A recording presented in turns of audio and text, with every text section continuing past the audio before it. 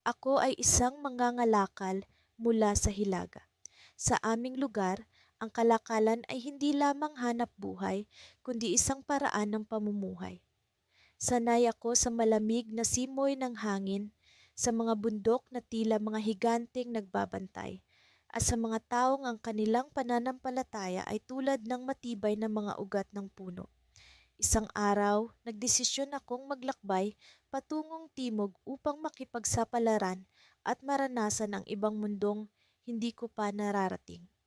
Sa aking paglalakbay, naramdaman ko ang pag-iiba ng hangin. Mula sa malamig na dampi sa balat, naging mainit at nakakatuyot ang simoy ng timog. Sa pagdating ko, sinalubong ako ng mga kulay na hindi ko pa nasisilayan. Ang mga tao rito ay may kakaibang kasuotan, mas maliwanag at masigla. Ang kanilang mga ngiti ay tila sumasalubong sa araw na hindi ko pa nakikita sa aming lugar. Doon ko nakilala si Adan, isang mangangalakal mula sa timog. Siya ay may malaalo na buhok na sumasayaw sa hangin at mga matang tila nagliliyab sa determinasyon. Sa una naming pagkikita, alam kong magkaiba kami. Ang kanyang pananampalataya ay may ibang Diyos, ibang ritual at ibang kasaysayan. Ngunit sa kabila nito, naramdaman ko ang kanyang mabuting kalooban.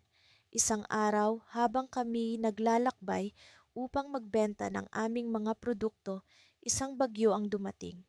Ang langit ay biglang naging maitim at ang mga alon sa dagat ay nagsimulang mag-alburuto. Kami ay napilitang magtago sa isang lumang kubo sa gilid ng bundok. Sa loob nito, habang naririnig ang pagngangalit ng bagyo sa labas, kami ni Adan ay nagkaroon ng pagkakataong mag-usap ng masinsinan. Alam mo ba, sabi niya, sa amin ang bagyo ay itinuturing na pagsubok ng mga Diyos. Isa itong pagkakataon upang patunayan ang ating pananampalataya.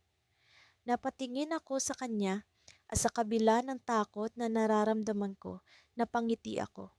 Sa amin, ang bagyo ay isang natural na pangyayari.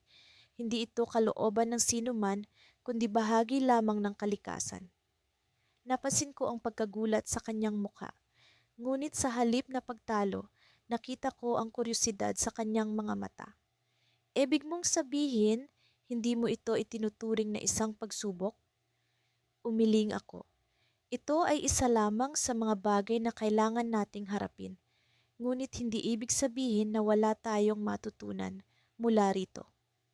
Habang tumatagal ang aming pag-uusap, unti-unti naming naunawaan ang isa't isa. Sa kabila ng aming mga pagkakaiba, natutunan naming igalang at pahalagahan ang pananampalataya ng bawat isa. Ang bagyo ay nagpatuloy sa labas, ngunit sa loob ng kubo, nakaramdam kami ng kapayapaan. Ngunit sa kalagitnaan ng aming pag-uusap, biglang may kumatok sa pintuan. Ang aming mga mata'y nagtama, puno ng pag-aalala. Sino kaya ang nasa likod ng pinto sa ganitong oras at sa ganitong panahon? Ako si Amaro, isang mangangalakal mula sa Hilaga. Ang aking bagong kaibigan, si Malik, ay isang mangangalakal mula sa Timog. Sa kabila ng aming magkaibang pinagmulan at pananampalataya, nagkasundo kami na magtulungan sa pangangalakal. Ang unang pagsubok sa aming pagkakaibigan ay dumating nang kami magpasyang magtungo sa isang malayong pook upang makipagkalakalan. Ang aming layunin ay magdala ng kakaibang mga produkto mula sa aming rehiyon sa isang bayan na kilala sa kanilang masiglang palengke. Habang kami naglalakbay, nagkaroon kami ng pagkakataon na mas makilala ang isa't isa. Si Malik ay may likas na talino sa pakikipag-usap, habang ako naman ay mas mapagmasid at mapanuri. Naging malalim ang aming mga usapan tungkol sa aming mga paniniwala. Natutunan ko ang tungkol sa kanilang Diyos na si Bantu, na ayon kay Malik ay nagbibigay ng gabay at proteksyon sa mga manlalakbay. Sa kabilang banda, ikinuwento ko naman sa kanya ang tungkol sa aming diyosa ng kalikasan na si Amihan, na pinaniniwalaan naming nagdadala ng masaganang ani at mabuting kapalaran. Isang gabi, Habang kami nagpapahinga sa ilalim ng maliwanag na buwan, napansin ko ang pagkabahala sa mukha ni Malik. Tinanong ko siya kung ano ang bumabagabag sa kanya. Amaru, sabi niya, nararamdaman kong may kakaiba sa ating daraanan bukas. Ang aking mga panaginip ay puno ng mga babala. Sa kabila ng kanyang pag-aalala, nagpasya kaming ipagpatuloy ang aming paglalakbay.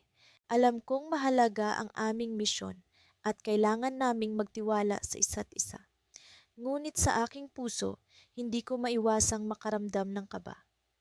Kinabukasan, dumaan kami sa isang makitid na daan na pumapagitna sa matatarik na bangin. Tila bawat hakbang ay puno ng panganib at ang tahimik na kapaligiran ay nagbibigay ng kakaibang pakiramdam. Biglang nagkaroon ng masamang hangin na tila nagmumula sa kung saan. Ang mga dahon ng mga puno ay nagsimulang mag-ingay at nagkaroon ng alingawngaw ng mga kakaibang tunog mula sa paligid. Ito na nga ba ang sinasabi ko? Bulong ni Malik habang nakahawak siya sa kanyang mga anting-anting. Sa puntong iyon, isang grupo ng mga tulisan ang lumitaw mula sa likod ng mga bato. Sila'y armado at handang nakawin ang aming mga kalakal. Sa aming kinalalagyan, tila wala kaming pag-asang makatakas. Subalit, sa halip na matakot, bigla kong naramdaman ang kakaibang lakas mula kay Amihan. Malik, kailangan nating magkaisa, sabi ko. Ang ating pagkakaibigan ay mas matibay kaysa sa anumang panganib na ito. Nagpalitan kami ng tingin ni Malik at sabay naming kinumbinsi ang mga tulisan na makipag-usap sa halip na makipaglaban. Ipinakita namin ang halaga ng aming mga kalakal at nangakong magbibigay ng bahagi sa kanila kung sila'y papayag na kami ligtas na makadaan. Sa unay nag-aalinlangan sila, ngunit sa huli ang aming katapatan at pagtutulungan ay nagbigay daan sa isang kasunduan.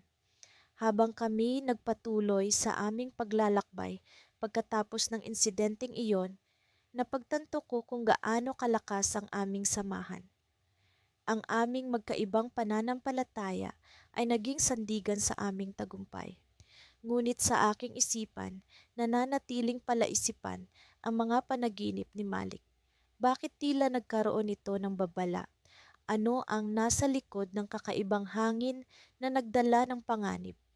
Nang kami makarating sa bayan, taglay ang tagumpay at ligaya, hindi ko maiwasang mag-isip tungkol sa mga susunod na hakbang.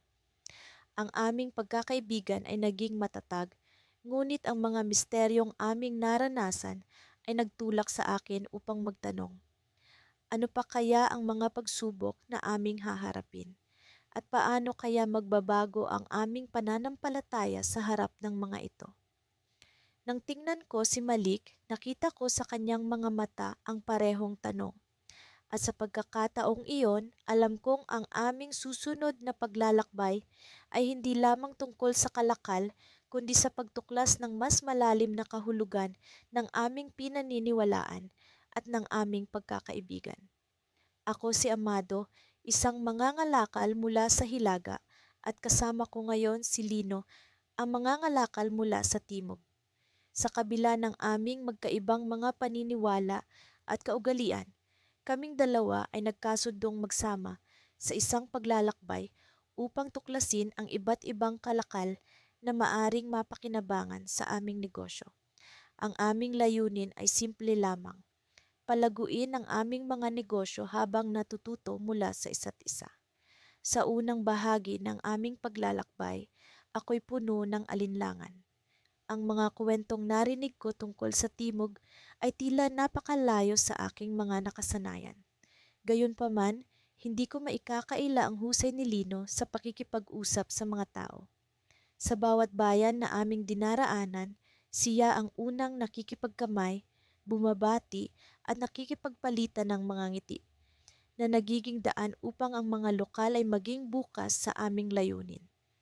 Isang araw, habang kami ay nasa gitna ng isang bayan na kilala sa kanilang mga natatanging tela, napansin ko ang isang bagay na hindi ko inaasahan.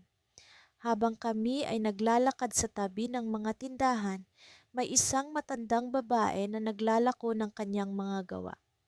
Ang kanyang mga mata ay tila puno ng karunungan at kanyang mga kamay ay maingat na ibinabahagi ang kanyang mga likhang sining.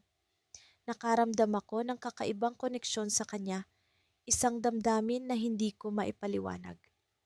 Huwag mong isantabi ang iyong nararamdaman, ani Lino, na tila nababasa ang aking isipan. Minsan, ang mga tao ay may daladalang mensahe na higit pa sa kanilang mga kalakal. Lumapit kami sa matanda at sinimulan niyang ikwento ang kasaysayan ng kanyang mga gawa. Sa bawat salaysay, natutunan ko ang halaga ng pasensya, tiyaga at pag-asa. Napagtanto ko na sa kabila ng kanyang edad at hirap ng buhay, siya ay may di matatawarang lakas ng loob na makapagpatuloy. Ang mga kwento niya ay umantig sa akin at sa kauna-unahang pagkakataon, naramdaman ko ang halaga ng pagkakaibigan na hindi nababatay sa kultura o paniniwala. Sa sumunod na mga araw, kami ay nagpatuloy sa aming paglalakbay at ang bawat bayan na aming binibisita ay nagdadala ng panibagong karanasan at kaalaman. Napansin ko na sa bawat pag-uusap namin ni Lino, mas lalong lumalalim ang aming pagkakaibigan. Sa kabila ng aming mga pagkakaiba, natutunan naming pahalagahan ang pananaw ng bawat isa. Ang kanyang mga paniniwala ay naging inspirasyon sa akin upang suriin ang aking sariling mga paniniwala. Isang gabi, habang kami ay nagpapahinga sa tabi ng isang ilog, nagkaroon kami ng masinsinang pag-uusap. Amado, wika ni Lino, ano ba talaga ang hinahanap mo sa paglalakbay na ito? Napaisip ako. Nagsimula ang paglalakbay na ito sa hangarin na palaguin ang negosyo. Ngunit sa paglipas ng mga araw, nag-iba ang aking pananaw. Hinahanap ko ang kahulugan ng pagkakaibigan at ang tunay na halaga ng pagtutulungan. Sagot ko. Hindi lamang ito tungkol sa kalakal, kundi sa mga koneksyon na nabubuo natin. Ngumiti si Lino at tila ba may naisip na kakaiba. Alam mo, may isang lugar dito sa timog na madalas kong pinupuntahan kapag gusto kong magmuni-muni. Gusto ko sanang dalhin ka roon. Naglakbay kami patungo sa lugar na sinasabi ni Lino. Pagdating namin doon, nabighani ako sa tanawin. Isang malawak na lupain na tila hindi pa natatapakan ng sibilisasyon. Naroon ang kalikasan sa kanyang pinakamagandang anyo, mga puno, bulaklak, at ang musika ng mga ibon na lumilipad sa kalangitan. Habang kami ay naglalakad, biglang may narinig kaming kakaibang tunog. Isang boses na tila ba nagmumula sa kawalan. Napatingin kami sa paligid at doon namin nakita ang isang matandang lalaki na nakaupo sa ilalim ng isang puno. Ang kanyang mga mata ay tila puno ng mga lihim at sa kanyang mga kamay ay may hawak na isang lumang aklat. Narito kayo upang matuto, sabi ng matanda, na tila alam niya kung ano ang aming hinahanap. Ngunit ang tunay na kaalaman ay hindi natutunan sa aklat kundi sa karanasan. Nagpalitan kami ng mga tingin ni Lino at sa sandaling iyon, naisip ko ang lahat ng aming pinagdaanan. Ang aming paglalakbay ay tila ba hindi patapos at ang matandang lalaki ay nagbigay ng bagong pag-asa at pananaw sa aming hinaharap. Habang kami ay nag-uusap, biglang nagdilim ang langit at bumuhos ang malakas na ulan. Sa gitna ng unos, naramdaman namin ni Lino na may kakaibang enerhiya sa paligid.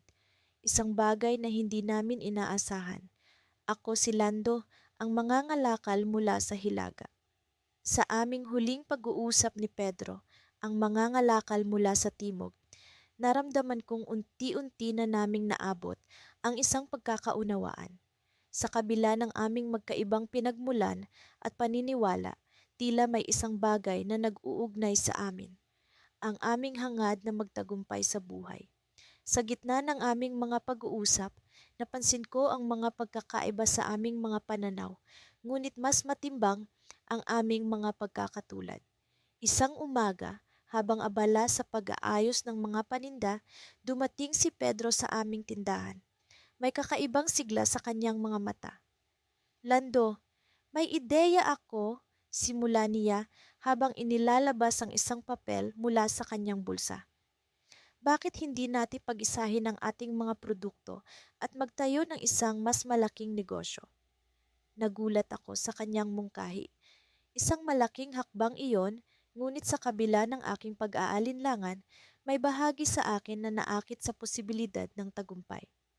Pedro, hindi ba't masyadong mapanganib ang ideyang ito? Tanong ko, sinusubukang timbangin ang sitwasyon. Paano natin masisiguro na magiging maayos ang lahat? Ngumiti siya, tila puno ng kumpiyansa. Lando, sa bawat negosyo ay may mga panganib. Ngunit sa ating pagkakaibigan, hindi ba't napagtagumpayan na natin ang maraming pagsubok? Sa tingin ko, kaya natin ito. Nag-isip ako ng malalim. Bagamat may bahagi sa akin na takot sa pagbabago, naisip kong hindi ko mararating ang aking mga pangarap kung hindi ko susubukan. Sige, Pedro, subukan natin, sagot ko, matapos ang isang matagal na katahimikan. Sa loob ng ilang linggo, abala kami sa pagpaplano. Pinag-isipan namin ang bawat detalye, mula sa paraan ng pagpapakita ng mga produkto hanggang sa mga estratehiya sa pagmemerkado. Sa mga panahong iyon, natutunan ko ang halaga ng pagtutulungan at pagpapahalaga sa mga ideya ng iba. Sa kabila ng aming mga argumento at hindi pagkakaintindihan, natutunan naming bumalik sa isang sentro ng pagkakaibigan at respeto. Isang gabi, matapos ang mahabang araw ng trabaho, nagpasya kaming magpahinga sa likod ng tindahan. Pedro, sa tingin mo ba ay tama ang ginawa nating desisyon? Tanong ko habang nakatingin sa mga bituin. May mga pagkakataon na natatakot pa rin ako sa maaaring mangyari. Tumawa siya ng mahina. Lando, alam mo ba kung ano ang natutunan ko sa aking mga karanasan? Ang takot ay bahagi ng buhay. Ngunit kung hahayaan mo itong mangibabaw, hindi mo makikita ang mga posibilidad na nasa harap mo. Sa tingin ko, sa tamang pagkakataon, ang ating pinagsama-samang lakas ay magdadala sa atin sa tagumpay. Habang pinagmamasdan ko ang mga bituin, tila nagkaroon ako ng bagong pag-asa. Sa gitna ng kadiliman ay may liwanag na nagbibigay ng direksyon. At sa aming sitwasyon, ang liwanag na iyon ay ang aming pagkakaibigan at pagtitiwala sa isa't isa. Ngunit sa gitna ng aming mga plano, isang hindi inaasahang pangyayari ang naganap. Sa isang ordinaryong araw ng pagbebenta, bigla na lang lumapit sa amin ang isang grupo ng mga tao. Nakasuot sila ng mga uniforme na hindi ko pa nakikita sa lugar namin. Kami ay mula sa kagawaran ng negosyo, sabi ng isa sa kanila na may seryosong ekspresyon sa mukha. May mga ulat na kayo ay nagtatayo ng isang negosyo na hindi sumusunod sa regulasyon. Naramdaman ko ang pagbilis ng tibok ng aking puso. Ano ang nangyayari? Sa likod ng aking isip, biglang sumagi ang takot at pag-aalala. Pedro, alam mo ba ito? Tanong ko, halos bulong habang nakatingin sa kanya. Ngunit bago pa siya makasagot, ang isa sa mga opisyal ay naglabas ng papel. Kailangan namin kayong imbitahan sa opisina para sa masusing imbestigasyon. May mga dokumento kayong kailangang ipresenta. Sa sandaling iyon, lahat ng aming pinaghirapan ay tila naglaho. Ang aming mga pangarap ay nasa bingit ng pagguho. Ngunit sa kabila ng lahat ng ito, nakita ko ang determinasyon sa mga mata ni Pedro. Lando, harapin natin ito, sabi niya, puno ng determinasyon. Habang sinasamahan namin ang mga opisyal, naramdaman kong ang aming pagkakaibigan ay susubukin ng mga hamon na ito. Ngunit sa kabila ng lahat, alam kong hindi kami susuko. Sa aming paglalakbay, natutunan kong ang tunay na tagumpay ay hindi lamang nakabase sa material na bagay, kundi sa mga ugnayang nabuo sa daan. Ngunit ang tanong, paano namin malalagpasan ang pagsubok na ito? Ano ang magiging kapalaran ng aming pinagsamang negosyo at pagkakaibigan? Sa gitna ng kawalan ng kasiguraduhan, isang bagay ang malinaw, hindi ko hahayaang matapos ang lahat ng aming pinaghirapan ng ganun-ganun na lang. Sa wakas, narating namin ang paanan ng kabundukan na aming itinakdang puntahan. Ako, ang mangangalakal mula sa hilaga, ay sanay sa malamig na klima at matataas na bundok. Samantalang ang aking kasama, ang mangangalakal mula sa timog, ay pinalaki sa init ng araw at malawak na kapatagan. Sa kabila ng aming magkaibang pinagmulan, ang aming pagkakaibigan ay tumibay sa aming mga karanasan, sa paglalakbay at sa mga kwento ng aming buhay. Nagsimula kaming umakyat sa matarik na daan, puno ng mga hamon na malapit ng subukin ang aming pisikal na kakayahan, pati na rin ang aming pagtitiwala sa isa't isa. Sa bawat hakbang, nararamdaman ko ang malamig na hangin na pumapasok sa aking baga, ngunit ang init ng aming pagkakaibigan ang siyang nagbibigay sa akin ng lakas na ipagpatuloy ang paglalakbay na ito. Napansin mo ba ang kakaibang tunog ng hangin dito? Tanong ng mga ngalakal mula sa timog habang tumigil kami saglit upang magpahinga. Parang may sinasabi ito. Tumango ako, hinayaang ang tunog ng hangin ay pumasok sa aking isip. Sa kabila ng katahimikan ng paligid, tila ba may mga bulong na umaalingaw-ngaw? Oo, sagot ko. Parang may lihim na nais ipahayag ang bundok na ito. Nagpatuloy kami sa aming paglalakbay at habang tumataas ang aming inaakyat, mas lalong nagiging mahirap ang daan. Dumaan kami sa makikipot na bangin at tinahak ang mahahabang landas na tila walang katapusang paikot-ikot. Sa gitna ng lahat ng ito, ang aming mga pag-uusap ang siyang nagbigay liwanag sa madilim na bahagi ng bundok. Alam mo, sa timog, madalas kaming magdiwang tuwing anihan. Ito ang panahon kung saan nagkakatipon-tipon ang lahat upang magsaya at magpasalamat sa mga biyaya ng lupa. Kwento ng mga ngalakal mula sa timog habang patuloy kami sa paglalakad. Napakahalaga sa amin ang mga ganitong okasyon. Sa hilaga, sagot ko, kami naman ay nagtitipon tuwing taglamig upang magbahagi ng init sa gitna ng nagyayalong paligid. Ang pagkakaisa ang siyang nagbibigay sa amin ng lakas laban sa lamig.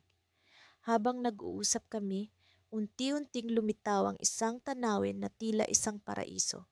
Isang lugar na puno ng makukulay na bulaklak na sumisibol sa gitna ng matataas na puno. Ang liwanag ng araw ay tila ba naglalaro sa mga dahon at ang hangin ay puno ng sariwang amoy ng kalikasan. Sa gitna ng kagandahan ng lugar na ito, napansin namin ang isang matandang nakaupo sa ilalim ng isang puno. May hawak siyang isang maliit na aklat at tila ba abala sa pagbabasa. Nilapitan namin siya, dala ang pag-usisa sa aming mga mata. Magandang araw po, bati ng mga ngalakal mula sa timog. Ano po ang ginagawa ninyo dito sa gitna ng bundok? Ngumiti ang matanda, ang kanyang mga mata ay puno ng kaalaman at misteryo. Minsan, ang bundok ang siyang nagbibigay ng tunay na kasagutan sa mga tanong na matagal nang bumabagabag sa ating isipan. Sagot niya. Ang aklat na ito ay puno ng mga sinaunang kasaysayan at kwento ng pagkakaibigan. Sa aming pag-uusap sa matanda, unti-unting lumitaw ang isang mas malalim na koneksyon sa pagitan ng aming mga kultura. Ang mga kwento sa aklat na hawak niya ay tila ba sumasalamin sa aming sariling mga karanasan at paglalakbay. Ngunit sa gitna ng aming pag-uusap, bigla kaming nakarinig ng isang malakas na tunog mula sa itaas ng bundok. Isang tunog na tila ba bumabalot sa aming paligid, puno ng enerhiya at misteryo. Agad kaming tumingin sa direksyon ng tunog, ang aming mga puso ay puno ng kaba at pananabik. May isang lihim na nakatago sa bundok na ito, sabi ng matanda. Ang kanyang mga mata ay puno ng pag-alala. Isang lihim na matagal nang naghihintay na matuklasan. Nagkatinginan kami ng mga ngalakal mula sa timog. Ang aming mga puso ay puno ng iba't ibang emosyon. Sa kabila ng pagod at hirap ng aming paglalakbay, naramdaman namin ang isang bagong pag-asa at pananabik. Ano nga kaya ang lihim na nakatago sa bundok na ito? Ano ang susunod naming hakbang?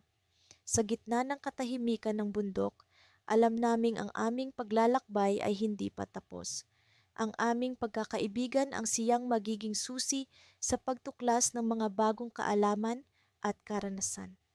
Ngunit sa ngayon, ang bundok ay patuloy na bumubulong, na para bang may kwento itong nais ipahayag, isang kwento na puno ng misteryo at inspirasyon. Ako si Amir, ang mangangalakal mula sa Hilaga. Sa aking mga taon ng pangangalakal, hindi ko sukat akalain na ang aking pinakamatalik na kaibigan ay isang taong mula sa timog, si Budi. 2 linggo na ang nakalipas mula nang magpasya kaming pagtibayin ang aming kasunduan at ngayon kami nasa gitna ng isang bagong pakikipagsapalaran. Sa mga nakaraang araw, naglakbay kami sa mga bulubundukin at kapatagan, dala ang aming mga paninda. Sa bawat hakbang, nararamdaman ko ang tahimik na pag-unlad ng aming pagkakaibigan.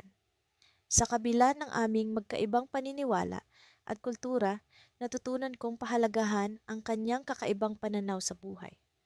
Isang umaga, habang kami nag-aalmusal sa tabing ilog, nagsimula kaming mag-usap tungkol sa aming mga pamilya.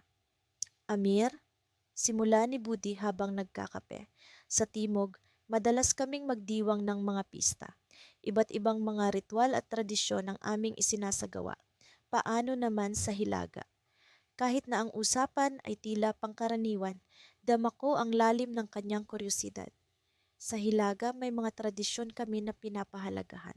Mahalaga sa amin ang pagkakaisa ng pamilya, lalo na sa panahon ng pag-aani. Habang nagkukuwento, napansin ko ang lungkot sa kanyang mga mata. Isang lungkot na parang may bumabagabag sa kanya. Bago pa man ako makapagtanong, biglang may sumigaw mula sa likuran ng mga puno.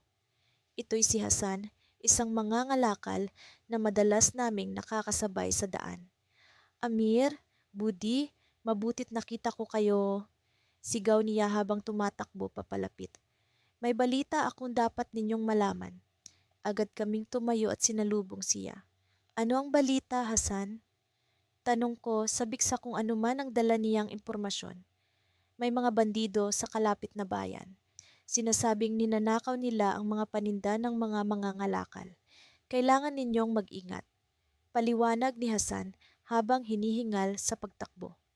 Sa pagkarinig nito, agad akong nakaramdam ng pagkabahala. Ang aming mga paninda ay mahalaga hindi lamang sa amin, kundi sa mga taong umaasa sa aming kalakal. Sa likod ng aking isipan, nag-isip ako ng mga hakbang upang makaiwas sa kapahamakan. Budi, kailangan nating maghanda. Hindi natin maaaring balewalain ang babalang ito. Seryosong sabi ko sa kanya. Ngunit sa halip na mag-alala, nagpakita siya ng kakaibang katahimikan. Amir, sa bawat panganib ay may pagkakataon. Kailangan nating magtiwala sa isa't isa. Hindi ko alam kung paano niya nagawang manatiling kalmado, ngunit may kakaibang lakas ang kanyang mga salita. Sa kabila ng panganib, naramdaman ko ang tiwala na binuo namin sa isa't isa. Sa mga sumunod na araw, binago namin ang aming ruta. Naglakbay kami sa mga daang hindi madalas daanan ng iba. Sa bawat hakbang, dama ko ang pag-iingat na aming ginagawa. Pinalakas namin ang aming depensa at nagplano ng mga estratehiya kung sakaling kami masalubong ng mga bandido. Isang gabi, habang kami nagpapahinga, nagulat kami sa biglang pagdating ni Hasan. Amir, Budi, kailangan ninyong makita ito. Sigaw niya, puno ng pag-aalala sa kanyang boses. Agad kaming tumayo at sinundan siya. Sa aming paglapit, nakita namin ang isang grupo ng mga mangangalakal na tila ba sugatan at natatakot. Ang kanilang mga karwahe ay basag at ang mga paninday nakakalat sa lupa. Hasan, ano ang nangyari? Tanong ni Budi habang tinitingnan ang mga mangangalakal. Nasalakay sila ng mga bandido. Kailangan nating tulungan ang mga ito. Sagot ni Hasan puno ng determinasyon. Sa mga sandaling iyon, naramdaman ko ang bigat ng responsibilidad. Hindi lamang ito tungkol sa aming kaligtasan, kundi pati na rin sa kaligtasan ng aming kapwa, mangangalakal. Sa kabila ng panganib, nadama ko ang lakas ng aming samahan. Ngunit sa pag-aayos ng aming plano, isang hindi inaasahang pangyayari ang nagbigay ng twist sa aming kwento. Biglang may lumapit sa amin, isang mangangalakal na hindi namin kilala. Sa kanyang pagsasalita, nabalot kami ng sorpresa. Ako si Malik, ang leader ng mga bandido. Sabi niya na tila walang takot. Ngunit ako'y nandito hindi para lumaban. May alok ako para sa inyo. Nagulantang kami sa kanyang pag-amin. Ano ang ibig sabihin nito? Sa likod ng kanyang mga mata, dama ko ang isang lihim na hindi pa namin nauunawaan. Sa sandaling iyon, naramdaman ko ang simula ng isang bagong kabanata sa aming paglalakbay. Isang kabanata na puno ng pag-aalinlangan at pag-asa. Sa kabila ng aming pagkalito, alam kong ito'y simula ng isang mas malalim na pagsubok na susubok sa aming pagkakaibigan at paniniwala. Habang nakatingin kami sa isa't isa, alam kong ito'y magiging isang paglalakbay na hindi namin malilimutan.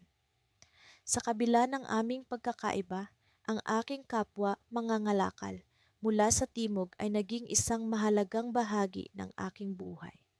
Sa simula, ang aming mga paniniwala ay tila mga hadlang na hindi maaring tawirin, ngunit sa bawat araw na magkasama kami sa paglalakbay, natutunan naming yakapin ang aming mga pagkakaiba at gawing inspirasyon ang mga ito para sa isa't isa. Ako'y mula sa Hilaga, kung saan ang mga bundok ay nilulukuban ng yelo at ang hangin ay may dalang lamig na tumatagos sa laman. Siya naman ay mula sa Timog, kung saan ang araw ay tila walang pagod sa pagyakap sa lupa at ang mga puno ay sumasayaw sa hangin na puno ng init. Nagpatuloy kami sa aming paglalakbay upang makipagkalakalan sa ibang bayan at sa bawat hakbang ay nararamdaman ko ang lalim ng aming pagkakaibigan.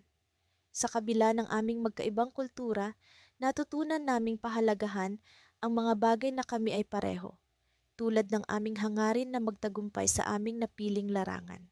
Ang kanyang pananaw sa buhay ay isang mapagpatawad na liwanag na nagbibigay ng init sa aking malamig na mundo. Sa tuwing nararamdaman ko ang kawalan ng pag-asa, siya ay nandiyan upang magbigay ng lakas at pag-asa sa akin. Sa kanyang mga mata, nakita ko ang determinasyon na lumaban para sa pangarap. Isang bagay na naging inspirasyon ko sa mga panahong gusto ko ng sumuko. Ngunit sa aming paglalakbay, hindi maiwasan ang mga pagsubok. Sa isang bayan na aming narating, kami ay hinarap ng isang matinding hamon. Ang mga tao sa bayan na iyon ay may malalim na paniniwala sa isang sinaunang tradisyon na hindi tumutugma sa aming mga prinsipyo. Ang kanilang paniniwala ay tila isang pader na humahadlang sa amin upang maabot ang aming layunin. Ang mangangalakal mula sa timog ay nais makipag-usap sa kanila. Naniniwala siyang sa pamamagitan ng pakikipag-ugnayan, maaari naming maipaliwanag ang aming layunin at makuha ang kanilang tiwala. Ako'y nagduda. Paano kung hindi nila kami pakinggan? Paano kung ang aming mga pagsusumikap ay mawalan ng kabuluhan? Ngunit siya ay nanatiling matatag at puno ng pag-asa. Sa kanyang mga mata, nakita ko ang tapang na bumangon sa kabila ng pag-aalinlangan. Sa huli, napagpasiyahan kong sumama sa kanya at kami ay nagpunta sa mga pinuno ng bayan upang makipag-usap. Ang pakikipag-usap ay hindi naging madali. Ang mga pinuno ng bayan ay mayroong mga mata ng pagdududa at ang kanilang mga tanong ay tila humahamon sa aming kakayahan. Ngunit sa bawat sagot na ibinibigay ng mga ngalakal mula sa timog, unti-unting nagbago ang tono ng pag-uusap. Ang kanyang mga salita ay puno ng paggalang at pag-unawa at ito ay nagbigay ng daan upang makuha namin ang kanilang tiwala. Nagsimula silang makinig at sa wakas natanggap nila ang aming alok na makipagkalakalan. Ang tagumpay na iyon ay hindi lamang isang panalo sa aming negosyo. Ito ay isang patunay na sa kabila ng aming pagkakaiba. Ang pagkakaibigan at pag-unawa ay maaaring magtulay sa mga agwat na naghihiwalay sa atin. Sa mga panahong iyon, naramdaman ko ang tunay na kahulugan ng pagkakaibigan. Ang pagtanggap sa kung sino at ano ang mayroon ang bawat isa at ang pagtulong sa isa't isa upang magtagumpay. Ngunit sa likod ng tagumpay na iyon, may dumating na hindi inaasahan. Habang kami ay naglalakbay pabalik, may isang balita na umabot sa amin. Isang lihim na mula sa nakaraan ng mangangalakal mula sa timog ang bumalik upang guluhin ang aming kapalaran. Isa itong lihim na maaring magpabagsak, hindi lamang sa kanya kundi pati na rin sa aming pinagsamang pangarap. Hindi ko alam kung paano namin haharapin ito, kung paano kami magpapatuloy sa kabila ng bagong pagsubok na ito. Sa likod ng kanyang mga mata, nakita ko ang takot na pilit niyang itinatago. Alam kong may mabigat siyang dinadala at hindi ko alam kung paano ko siya matutulungan. Ngunit sa kabila ng pag-aalinlangan, naramdaman ko ang pangako na hindi ko siya pababayaan. Sa kabila ng aming pagkakaiba, sa kabila ng bagong pagsubok na ito, alam kong kailangan namin magtulungan upang malampasan ito. Sa kabila ng aming tagumpay, nararamdaman ko ang simula ng isang mas malaking hamon. Ang tanong na bumabalot sa aking isipan, ano ang lihim na ito at paano namin ito haharapin? Sa kabila ng pagdududa, isa lang ang sigurado, hindi namin hahayaang magwagi ang takot. Sa aming pagkakaibigan, natutunan kong may puwersa kaming hindi maaring balewalain. Sa gitna ng bagyo, kami ay magpapatuloy magkasama. Ngunit paano nga ba namin ito matutuklasan? Paano namin maiaayos ang lahat? Iyon ang tanong na iniwan sa aking isipan, isang cliffhanger na magdidikta ng aming kapalaran sa hinaharap. Ako'y mangangalakal mula sa hilaga, sanay sa malamig na hangin at matatarik na bundok. Ang aking kapartner sa kalakalan ay si Ismael, isang mangangalakal mula sa timog na nakagisnan ang init ng araw at ang malalawak na kapatagan. Sa kabila ng aming magkaibang pinagmulan, natutunan naming respetuhin ang isa't isa at sa paglipas ng panahon ay naging matibay ang aming samahan. Simula ng aming pakikipagsapalaran, madalas kaming nag-uusap tungkol sa aming mga paniniwala. Ako'y naniniwala sa kapangyarihan ng mga ninuno na sa kanilang gabay ay maaari kong makamit ang tagumpay. Si Ismael naman ay naniniwala sa kapangyarihan ng araw at ng lupa na sa kanilang biyaya ay naibibigay ang kasaganaan. Isang araw, matapos ang mahabang paglalakbay sa kabundukan, kami ay nakarating sa isang maliit na bayan na kilala sa kanilang mga natatanging likhang sining. Ang mga tao rito ay malugod kaming tinanggap at hinatid kami sa isang lokal na pagdiriwang. Sa gitna ng kasiyahan, isang matandang lalaki ang lumapit sa amin. Siya'y may daladalang kahon na gawa sa kahoy, pinalamutian ng mga kumikinang na bato at masalimuot na ukit. Narito ang huling kahilingan ng isang dakilang mangangalakal, sabi niya habang iniaabot ang kahon. Ang sinumang magbukas nito ay makakamta ng karunungan na magpapabago sa kanilang pananaw sa mundo. Kami ni Ismael ay nagtinginan. Ang kahon ay tila may misteryo na pumupukaw sa aming pag-uusisa. Gayunpaman, ang matanda ay nagbigay ng babala. Ngunit mag-ingat sapagkat ang karunungan ay may kapalit na hindi ninyo inaasahan. Sa aming paglalakbay, natutunan naming timbangin ang mga panganib at gantimpala. Sa pagkakataong ito, hindi namin alam kung ano ang kapalit ng karunungan mula sa kahon. Ngunit sa aming pag-uusap, napagdesisyonan naming buksan ito.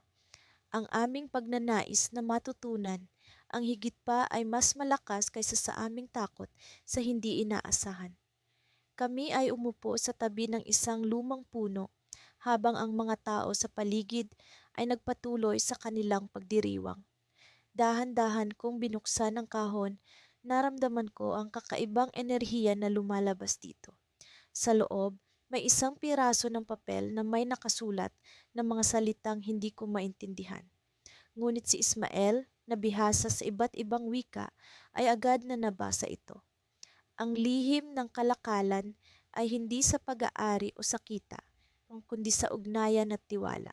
Sabi niya habang ang kanyang mga mata ay lumiwanag. Ang kayamanan ay nasa puso ng bawat isa. Sa pagbigkas ni Ismael ng mga salitang iyon, naramdaman ko ang kakaibang init na bumalot sa aking katawan. Para bang ang aming mga paniniwala ay nagkaisa, pinagtibay ng isang mas malalim na pag-unawa. Sa sandaling iyon, napagtanto ko na ang tunay na yaman ay hindi matatagpuan sa mga material na bagay, kundi sa koneksyon ng mga tao. Ngunit bago pa man kami makapag-usap ni Ismael tungkol sa aming natuklasan, biglang nagkaroon ng kaguluhan sa paligid. Ang mga tao ay nagtatakbuhan at isang malaking ulap ng alikabok ang bumalot sa amin. Ang matandang lalaki na nagbigay ng kahon ay tila nawala sa aming paningin. Maya-maya pa'y nakita namin ang isang pangkat ng mga mandirigma, mga taong kilala sa kanilang mabagsik na reputasyon. Sila'y naglalakad patungo sa amin. Ang kanilang mga mata ay tila nakatingin sa kahon na nasa aming harapan. Ang leader ng pangkat ay ngumiti, isang ngiti na nagdadala ng kaba sa aking dibdib. Ang kahon na iyan ay mahalaga sa amin, sabi niya habang dahan-dahan siyang lumalapit. At ang karunungan nito ay magbibigay ng kapangyarihan na hindi ninyo inaasahan.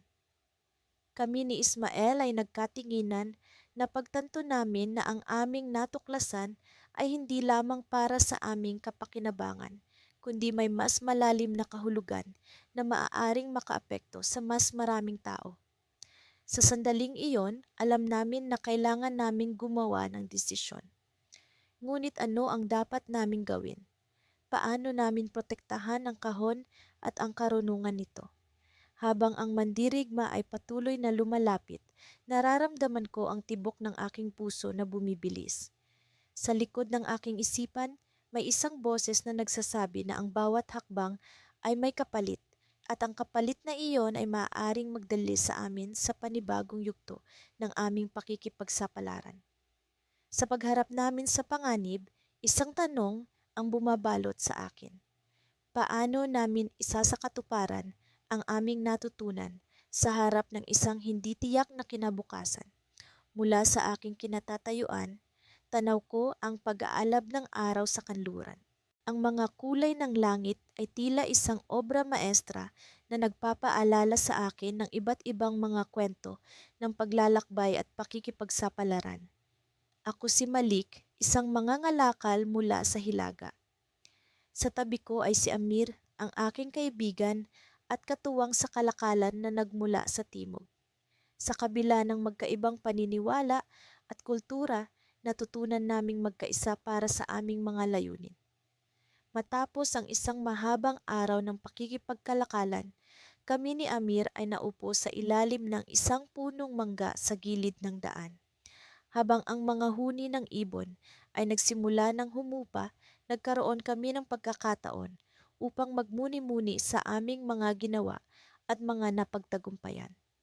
Malik, sabi ni Amir habang tinatanggal niya ang alikabok sa kanyang tsinelas. Hindi ko inakala na ang ating pagkakaiba ay magiging daan upang mas magtagumpay tayo. Ngumiti ako at sumang-ayon. Totoo yan, Amir. Ang ating pagkakaibigan ay nagpapaalala sa akin na ang pagkakaiba ay hindi hadlang, kundi tulay para sa mas malalim na pag-unawa. Sa tuwing kami ay nag-uusap, palaging may natututunan ako mula sa kanya. Ang kanyang paraan ng pangangalakal ay kakaiba at puno ng taktika na hindi ko pa nasubukan. Ngunit sa tuwing kami ay nagsasanib puwersa, ang aming kalakal ay nagiging mas matagumpay kaysa dati. Amir, tanong ko, ano ang naging pinakamahalagang aral para sa iyo sa ating paglalakbay? Saglit siyang nag-isip bago sumagot. Ang pagtanggap sa pagkakaiba, Malik. Maraming beses na akong nakipagkalakalan na ang tanging nais ko ay makuha ang pinakamataas na kita. Ngunit sa iyo, natutunan ko na hindi palaging pera ang sukatan ng tagumpay. Mas mahalaga ang pagkakaibigan at tiwala. Napapaisip ako sa kanyang sinabi. Marahil sa aming paglalakbay, unti-unting nabuo, hindi lamang ang aming negosyo, kundi pati ang aming pagkatao.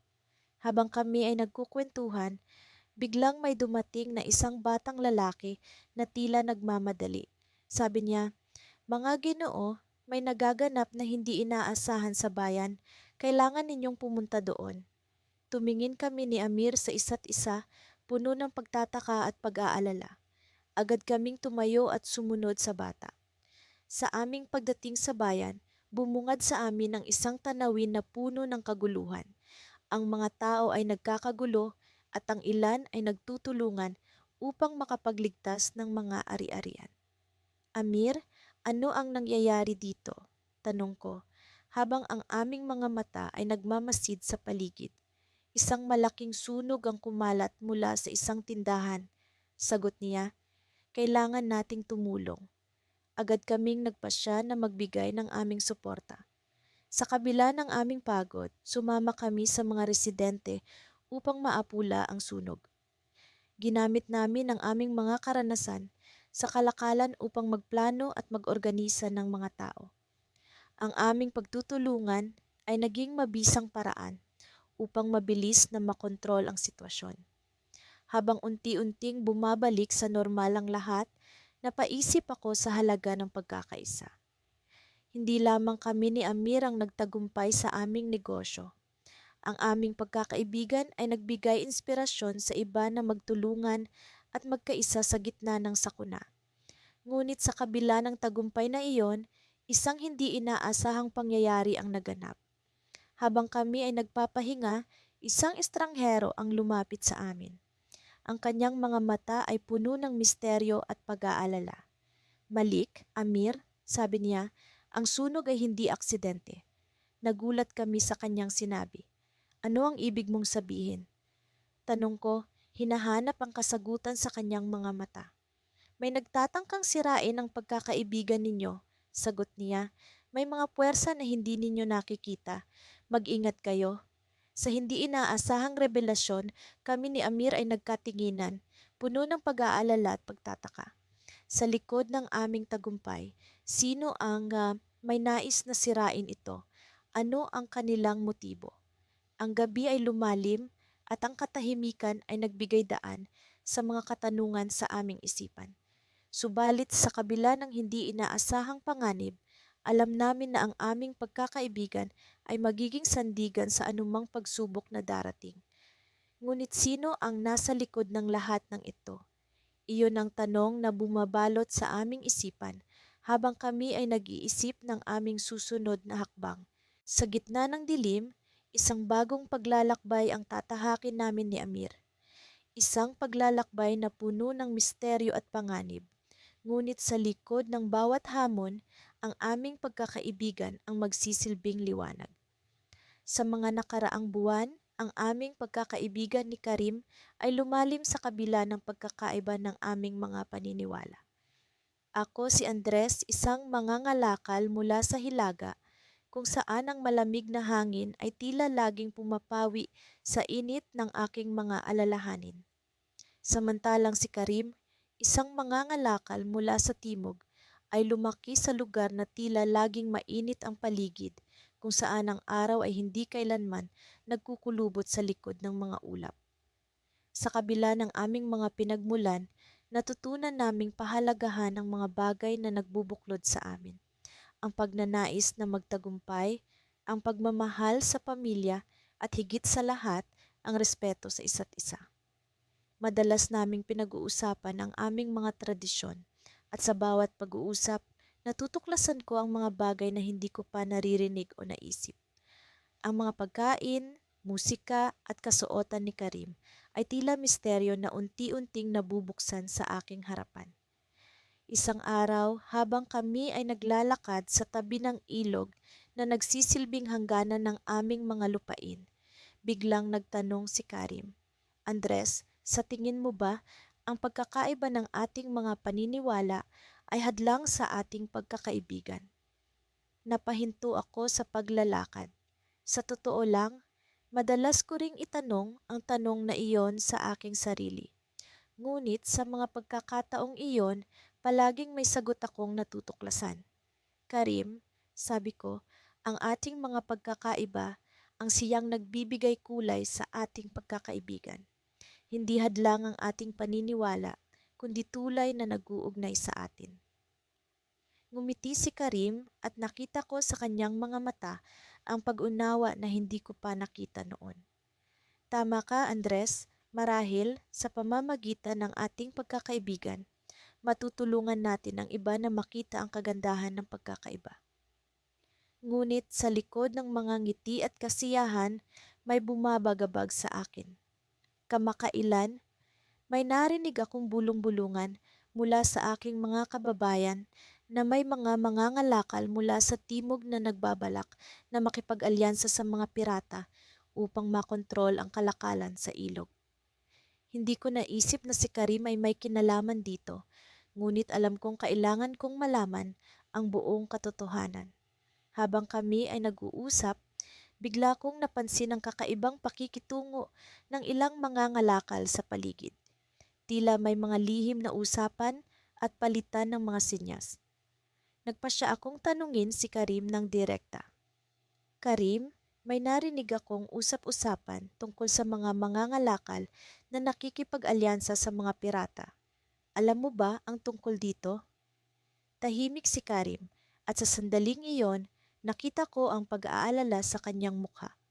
Andres, hindi ko inaasahan na makarating sa iyo ang balitang iyon. Nais kong sabihin sa iyo, ngunit hindi ko alam kung paano. Naramdaman ko ang bigat ng kanyang mga salita. Ito na ba ang katapusan ng aming pagkakaibigan? Sabihin mo sa akin ang lahat, Karim. Ano ang nangyayari? Huminga ng malalim si Karim bago nagsalita. May ilang mangangalakal mula sa timog na nais makipag-alyansa sa mga pirata upang makontrol ang kalakalan sa ilog. Ngunit hindi ito sinasang-ayunan ng lahat. Ako, kasama ng ilang iba pa, ay tutol sa plano. Alam namin kung gaano ito mapanganib at kung paano nito maaring sirain ang ating masayang kalakalan. Nang marinig ko ang kanyang paliwanag, naramdaman ko ang ginhawa. Ngunit kasabay nito, ang pangamba na baka may masamang mangyari. Ano ang balak mo, Karim? Paano natin ito mapipigilan? Sa kanyang mga mata, nakita ko ang determinasyon. May plano ako, Andres. Ngunit kailangan ko ang iyong tulong. Hindi ito madali, ngunit kung tayo'y magtutulungan, maari tayong magtagumpay. Sa puntong iyon, naramdaman ko ang bigat ng responsibilidad. Ang aming pagkakaibigan ay hindi lamang tungkol sa aming mga pagkakaiba, kundi sa aming pagkakaisa sa harap ng panganib. Nandito ako, Karim. Anuman ang mangyari, hindi kita iiwan. Ngunit sa kabila ng aming matibay na desisyon, may bahagi sa akin na nag-aalala. Paano kung ang mga pirata ay mas malakas kaysa sa inaakala namin? Paano kung ang aming plano ay hindi magtagumpay? Sa likod ng aming mga ngiti at determinasyon, naroon ang isang malaking tanong na bumabalot sa akin. Ano ang mangyayari kapag ang pagkakaiba ng aming paniniwala ay hindi sapat upang talunin ang mga balakid na nasa aming harapan? Ang ilog na nagsisilbing hangganan ay tila naging simbolo ng aming laban. Sa bawat pag-agos nito, nararamdaman ko ang pagdaloy ng oras at ang pagdating ng panahon na kami ay haharap sa isang pagsubok na magtatakda ng aming kapalaran. Sa susunod na bahagi, ang aming pagkakaibigan ay susubukin at ang aming pagkakaiba maaaring maging dahilan ng aming tagumpay o pagkatalo. Hindi ko alam kung ano ang nagtulak sa akin para muling bumalik sa puok na iyon. Siguro'y ang pagkakaroon ng pananabik sa kung ano pang maaaring mangyari sa pagitan namin ni Javi, ang mangangalakal mula sa timog na naging kaibigan ko. Kami nagkasundo sa kabila ng aming magkaibang paniniwala at kultural na pinanggalingan. Noon ay tila imposible ang pagkakaibigan namin dahil sa mga pagkakaibang iyon, ngunit sa paglipas ng panahon, natutunan naming yakapin ang aming mga pagkakaiba at maging inspirasyon sa isa't isa. Nakatayo ako sa harap ng pinto ng kanyang tindahan. Ang hangin ay nagdadala ng samyo ng mga pampalasa na nagmumula sa loob. Nakangiti si Javi nang makita niya ako at agad akong niyaya sa loob. Halika, may bagong dating na mga produkto mula sa timog na nais kong ipakita sa iyo, sabi niya.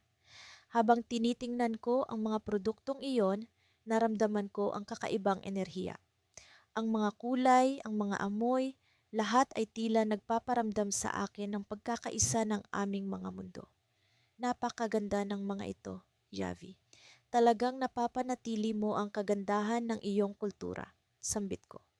Salamat kaibigan, alam mo ang mga produktong ito ay may kakaibang kwento sa likod ng bawat isa. Parang tayo, hindi ba? Sagot ni Javi habang inaayos ang mga paninda sa kanyang tindahan. Ngunit sa likod ng aming ngiti at kwentuhan, may nararamdaman akong kakaiba kay Javi. Para bang may bumabagabag sa kanya. Hindi ko pa siya nakitang ganito noon, tila may iniisip na malalim. Ngunit hindi ko alam kung paano sisimulan ang usapan tungkol dito. May problema ba, Javi?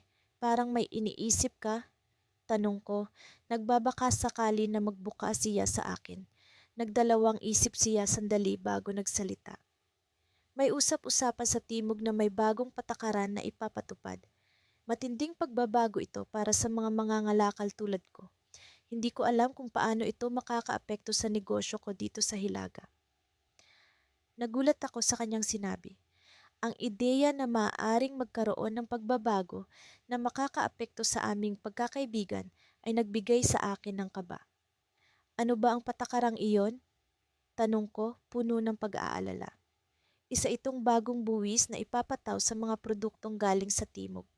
Kung matuloy ito, baka hindi ko na kayang ipagpatuloy ang negosyo ko dito.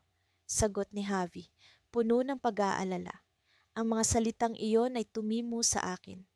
Ang aming pagkakaibigan ay hindi lamang sa pagitan namin. Ito rin ay tungkol sa pag-uugnay ng aming kultura at mga produkto. Kung hindi niya kayang ipagpatuloy ang negosyo niya, paano namin mapapanatili ang aming koneksyon? Javi, hindi ko nais na mangyari iyon. Kailangan nating magtulungan para maiwasan ang masamang epekto nito sa iyo, sabi ko, puno ng determinasyon.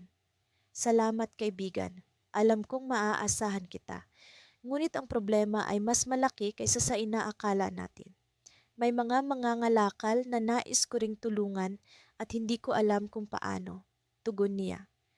Habang pinag-uusapan namin ito, biglang bumukas ang pinto ng tindahan. Isang lalaking nakasuot ng formal na kasuotan ang pumasok. Mukha siyang may mataas na posisyon at seryoso ang ekspresyon. Javi, kailangan nating mag-usap, sabi ng lalaki at bigla akong nakaramdam ng tensyon sa paligid. Nagkatinginan kami ni Javi. Sino siya? Tanong ko, mababa ang boses. Siya ang kinatawan ng bagong pamahalaan sa Timog. Sinasabing siya ang magpapatupad ng nasabing patakaran. Sagot ni Javi, puno ng kaba. Hindi ko alam kung ano ang susunod na mangyayari, ngunit alam kong ito ang simula ng mas malaking pagsubok sa aming pagkakaibigan at sa mga mangangalakal na tulad ni Javi. Ang lalaking iyon ay maaring maging susi sa pag-unlad o sa pagbagsak ng aming negosyo. Sa kabila ng takot, naramdaman ko ang determinasyon na lumaban para sa kung ano ang tama.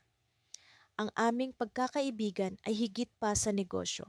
Ito ay tungkol sa paggalang at pag-unawa sa isa't isa. At sa sandaling iyon, alam kong gagawin ko ang lahat para tulungan si Javi. Habang papalapit ang kinatawan sa amin, naramdaman ko ang tibok ng aking puso. Ano nga kaya ang mangyayari? Ang bawat hakbang niya ay tila isang hakbang patungo sa isang hindi tiyak na kinabukasan. Ngunit sa likod ng lahat ng ito, ang hindi ko inaasahan ay ang lihim na dala ng kinatawan. isang lihim na maaring magdulot ng mas malaking pagbabago, hindi lamang sa negosyo kundi sa aming buhay. Ang kinatawan ay ngumiti, isang ngiti na puno ng misteryo. May alok akong hindi mo matatanggihan, Javi. Sabi niya, at sa sandaling iyon, alam kong ang aming kwento ay magiging mas malalim pa sa inaakala ko.